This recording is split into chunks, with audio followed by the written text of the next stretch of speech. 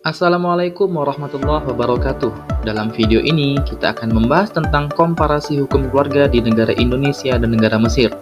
Dua negara muslim yang sama-sama berlandaskan syariat Islam, tapi punya karakter dan pendekatan hukum yang berbeda. Yuk sama-sama kita bahas dengan santai, tapi tetap ilmiah. Hukum keluarga adalah cabang hukum Islam yang paling dekat dengan kehidupan sehari-hari, mulai dari pernikahan, perceraian, sampai warisan.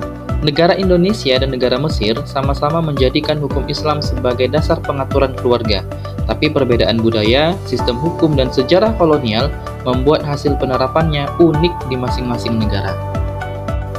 Di Indonesia, hukum keluarga diatur melalui Undang-Undang Nomor 1 Tahun 1974 tentang Perkawinan dan Kompilasi Hukum Islam atau KHI. Semua urusan keluarga muslim diselesaikan di pengadilan agama. Karakter hukumnya cenderung moderat, menyesuaikan dengan sistem hukum nasional, tapi tetap menjaga nilai-nilai syariat.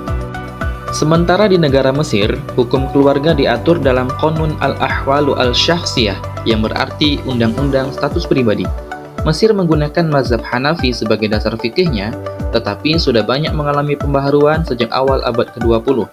Reformasi hukum keluarga Mesir antara tahun 1920 sampai 1980 menandai usaha negara itu menyesuaikan syariat dengan realitas sosial modern.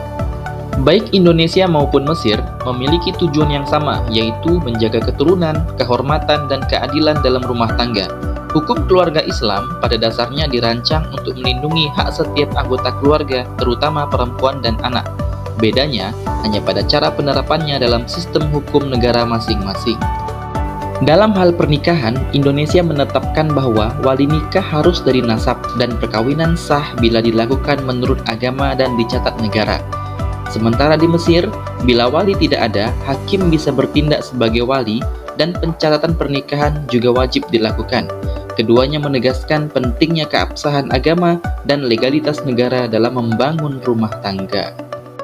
Indonesia menerapkan aturan yang ketat bagi poligami. Seorang suami harus mendapat izin dari pengadilan serta persetujuan dari istri sebelumnya.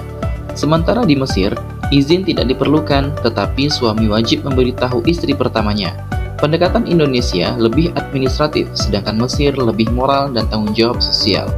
Di Indonesia, perceraian hanya sah bila dilakukan di depan pengadilan agama. Talak sepihak tanpa putusan pengadilan dianggap belum sah secara hukum negara. Sedangkan di Mesir, talak yang diucapkan tetap sah secara agama, tetapi harus dilaporkan ke lembaga negara agar punya kekuatan hukum. Jadi, Mesir lebih fleksibel, sementara Indonesia lebih prosedural. Dalam pembagian warisan, kedua negara sama-sama berlandaskan Al-Quran, khususnya Surah An-Nisa ayat 11, yang mana laki-laki mendapat bagian 2 kali lipat dari perempuan. Tetapi di negara Mesir, memungkinkan penggunaan hukum perdata untuk beberapa kasus tertentu. Misalnya kalau pewaris itu adalah non-muslim, sementara Indonesia tetap mengacu pada kompilasi hukum Islam sebagai panduan utama. Di era modern, hukum keluarga terus menghadapi tantangan baru, seperti isu kesetaraan gender, hak anak, dan modernisasi hukum.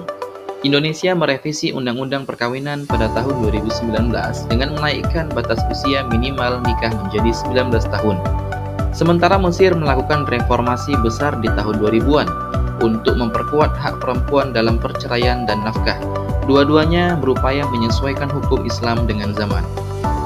Dari perbandingan ini, kita bisa melihat bahwa hukum keluarga di Indonesia dan Mesir sama-sama bersumber dari syariat Islam. Tapi sistem dan budaya yang berbeda melahirkan bentuk penerapan yang tak sama. Indonesia lebih berhati-hati dan formal, sedangkan Mesir lebih fleksibel dan praktis. Dari sini kita belajar bahwa syariat itu tidak berubah, tapi penerapannya bisa menyesuaikan ruang dan waktu. Hukum keluarga adalah cermin peradaban dan bagaimana kita menjaga nilai Islam di tengah perubahan zaman. Terima kasih sudah menonton. Wassalamualaikum warahmatullahi wabarakatuh.